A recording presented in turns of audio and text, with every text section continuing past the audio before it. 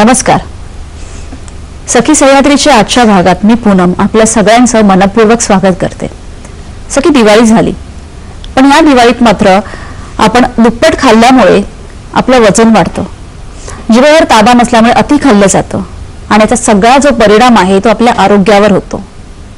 आतापर्यंत आपण लहान मुलांचं आहार आणि आरोग्य बघितलं, युवकांचं आहार आणि आरोग्य बघितलं, पण जो आपल्या घराचा आधारस्तंभ आहे असा एक प्रौढ वर्ग किंवा प्रौढत्वाकडे वाटचाल करणारा जो वर्ग आहे त्यांचं आहार आणि आरोग्य कसं असावं याविषयी देखील आपण जाणून घेणार आहोत. आजचा आपला विषय आहे प्रौढांचा आहार आणि जीवनशैली. आणि आपल्याला मार्गदर्शन करण्यासाठी आपले तज्ञ डॉक्टर आहेत डॉक्टर नितीन पाटणकर. डॉक्टर नमस्कार. नमस्कार. कार्यक्रमात तुमचं मनपूर्वक स्वागत. धन्यवाद. डॉक्टरांकडून आपण प्रत्येक वेळेला काही ना काही टिप्स ऐकलेल्या आहेत, त्यांची थोडक्यात ओळख करून द्यायची म्हणजे डॉक्टर नितीन पाटणकर हे MD आहेत. मधुमेह, स्थूलता आणि आहार या विषयात त्यांची खास आवड आहे व त्यात त्यांनी अध्ययन देखील केलेलं आहे. व्यवसायानिमित्त त्यांना आपण मुलुंडला विजडम क्लिनिक, फोर्टिस हॉस्पिटल इथे भेट देऊ शकतो. नवीन अन्न औषधे बनवण्यात देखील त्यांना रस आहे आणि त्याविषयी अनेक कंपन्यांना, औषध कंपन्यांना ते मार्गदर्शन देखील करतात. त्यांच्याकडून आज आपण प्रौढांचा आहार, त्यांची जीवनशैली कशी असावी याविषयी अधिक जाणून घेऊयात. आजच्या आपल्या कार्यक्रमाला सुरुवात करूया. आजचा आपला विषय आहे प्रौढांचा आहार आणि जीवनशैली आणि त्याविषयी आपल्याला मार्गदर्शन करत आहेत डॉक्टर नितीन पाटणकर. डॉक्टर, खरं तर आपण आतापर्यंत बालकांचा आहार, युवकांचा आहार बघितला, पण प्रौढांचा आहार आणि त्यांची जीवनशैली यात काय असा फार मोठा बदल आहे किंवा काय बदल करण्याची गरज आहे, जो आपला खूप महत्वाचा विषय आपण त्यांच्यासमोर आज घेऊन जाणार आहोत.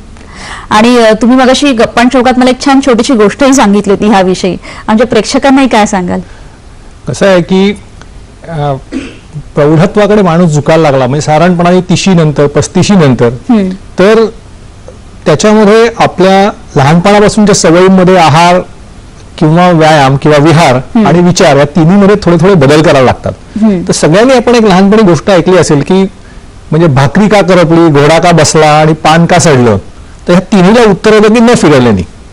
तर ऍक्च्युअली ही गोष्ट जी आहे त्याच्यामध्ये पान हे आपल्या म्हणजे रिलॅक्सेशनचं प्रतीक आहे, भाकरी हे आपल्या अन्नाचं प्रतीक आहे आणि घोडा हे आपल्या ताकदीचं किंवा व्यायामाचं प्रतीक आहे. पण एखाद्याला हॉर्स पॉवर म्हणतो, किती त्यांनी ताकदीने काम करू शकतो ते. तर ह्या तिन्ही गोष्टींमध्ये जसं काळ बदलत जाईल, जसं वेळ बदलत जाईल, तसतसे आपल्याला विचारपूर्वक बदल करायला लागतात आणि ते बदल केले नाहीत तर त्याचं रूपांतर हे कुठच्या तरी आजारात होतं. आणि म्हणून ह्या तिन्ही गोष्टींना म्हणजे आहार, विहार आणि विचार याच्यामध्ये बदल करणं हे जरुरीचं असतं आणि त्याच्याकरता सतत जागा राहून काहीतरी बघायला लागतं.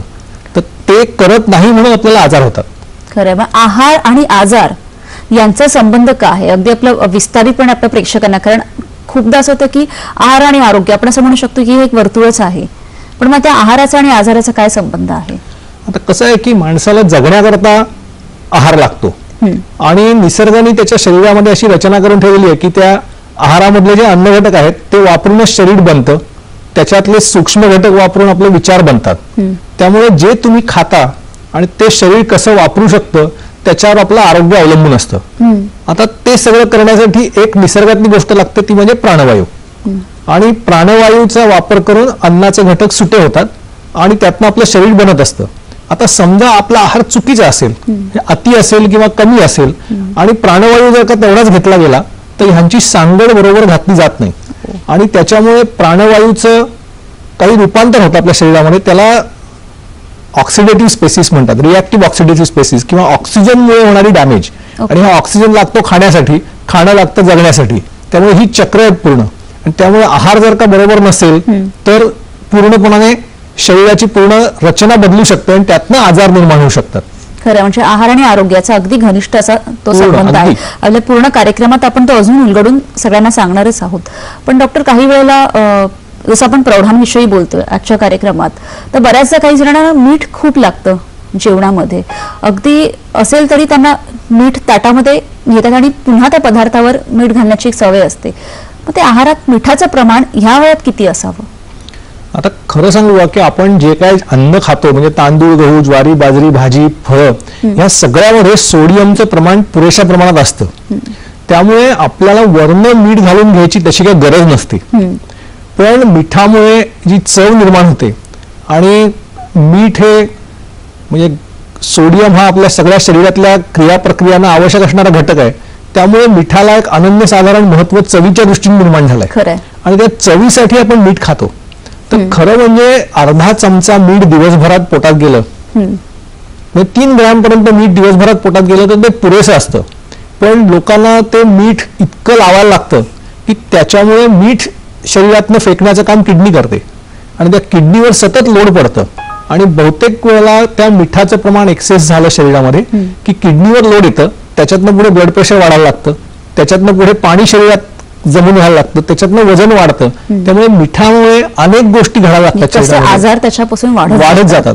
आणि साधारणपणाने अगदी पूर्वीच्या काळात मला आठवतं गावाकडे अशी एक समजूत होती की मुलं आणि मुली वयात येताना त्यांचं मीठ कमी करायचे की त्यामुळे त्यांचं वजन अतिरिक्त वाढायचं नाही आणि ते पुढच्या पूर्ण आयुष्याकरता हेल्दी राहू शकायचे. म्हणजे तेव्हा अगदी म्हणजे ही सुरुवात तेव्हापासूनही होती. तेव्हा लोकांना कदाचित हे सोडियम वगैरे प्रकरण माहिती नसेल पण त्याच्यामध्ये शरीरावर काय परिणाम होतात ते नक्की माहिती होतं.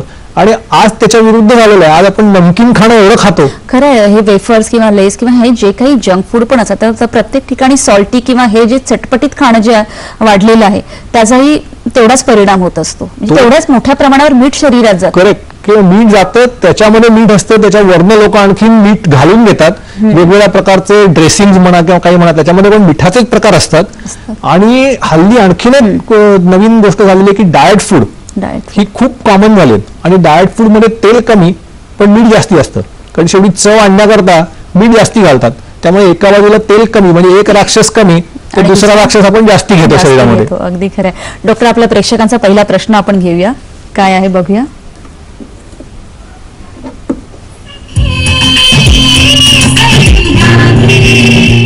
डॉक्टर, माझा प्रश्न असा आहे की 35 नंतर जेवणाच्या सवयी कशा बदलाव्यात?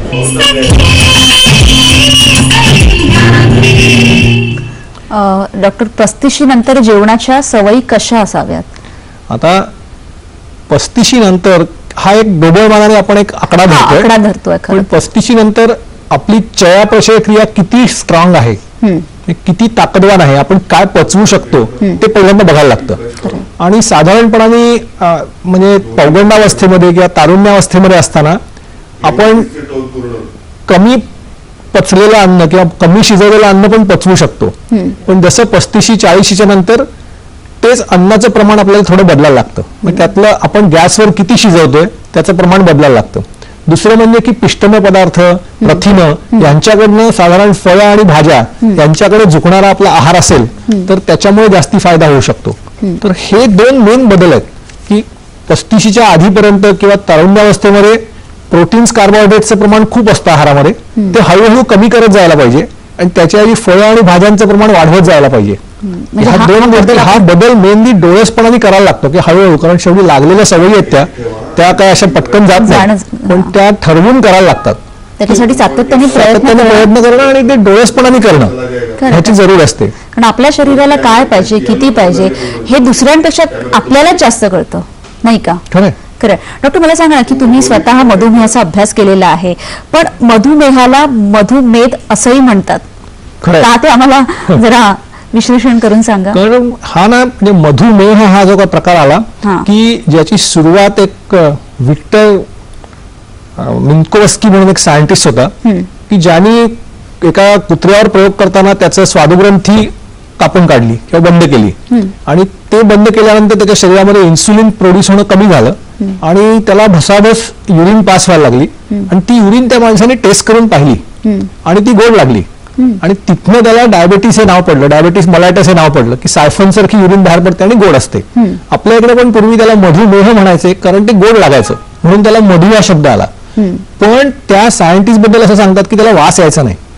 त्याला जर का वास येत असता तर त्याला कळलं असतं की त्याच्यामध्ये साखरेच्या बरोबरीने चरबीचे काही अन्नघटक असतात की जे पुरेशा प्रमाणात पचले जात नाही आणि ते लघवीतनं बाहेर पडतात, ज्याला कीटोन्स म्हणतात आणि पूर्ण डायबेटीसचं किंवा मधुमेहाचं जे शास्त्र डेव्हलप झालं त्याची पूर्ण दिशा बदलली असती. तर खरं म्हणजे मधुमेहामध्ये पहिला जो अटॅक होतो तो फॅट्समुळे होतो आपण खाल्लेली फॅट, एक्सेस फॅट आपल्या स्वादुग्रंथीत जाऊन बसते, त्याच्यामुळे इन्सुलिन प्रोड्यूस करणाऱ्या पेशी मारल्या जातात आणि त्याच्यामुळे मधुमेह व्हायला लागतो. त्यामुळे साखरेपासून होत नाही, तो मेदापासून होतो. पण जनरली सगळ्यांचा समज असा असतो की खूप गोड किंवा अति गोड खाल्ल्यामुळे मधुमेह किंवा डायबिटीज असं होतं. इनफॅक्ट हे अति गोड खाण्यामध्ये ना, त्याच्यामध्ये गोडाच्या बरोबरीने फॅट जाते आणि ती फॅट जास्ती घातक असते आणि म्हणून त्याला हल्ली मधुमेहच्या ऐवजी मधुमेध म्हणतात. पण डॉक्टर, माझी अशी एक शंका आहे, म्हणजे प्रेक्षकांच्या मनातली ते प्रश्न आहेत की तुम्ही तर सांगितलं की त्याच्यामुळे वजन वाढतं आणि मग मधुमेह होतो, पण असं बऱ्याचदा होतं की हल्ली वजन कमी असले म्हणजे अगदी बारीक लोकांनाही मधुमेह हा प्रकार होतो. पण त्याच्या मागे काही विशिष्ट कारण? त्याच्या मागे कारणं अशी आहेत की जेव्हा तुम्ही चरबी शरीरात घेता तेव्हा ती कातडी खाली साठून बसायला पाहिजे, ती त्याची नॅचरल जागा आहे. तर काही लोकांच्या मध्ये ती कातडी खाली चरबी साठवण्याची क्षमता कमी असते आणि तरी पण चरबी जास्ती पोटात गेली तर ती जाऊन आतमधल्या सगळ्या आपल्या अवयवांच्या मध्ये आतमध्ये जाऊन बसायला लागते आणि तिथे ती जास्ती घातक ठरते, टॉक्सिक ठरते आणि त्यामुळे बारीक असणाऱ्या माणसालाही कोलेस्टेरॉल वाढणं, बारीक असणाऱ्या माणसाला मधुमेह होणं, हे सगळे प्रकार त्याच्यातनं होऊ शकतात. पण त्याचा रूट कॉज कुठेतरी त्या मेदाशी आहे. मग त्याच्यावर काही एक प्रतिबंध म्हणून अगदी काही टिप्स किंवा काही आपण असं काही त्याला आळा घालण्यासाठी काय करू शकतो? एक तर पहिली गोष्ट म्हणजे ज्याला आपण म्हणतो की गोल्डन रूल म्हणजे व्यायाम. कारण हल्ली मधुमेह किंवा डायबिटीज सर्रास सगळ्यांकडे, मधुमेह, ब्लड प्रेशर हे 1-2 आजार असे की जे एक भेटीमध्ये मिळणाऱ्या प्रत्येक घरामध्ये असतातच असतात.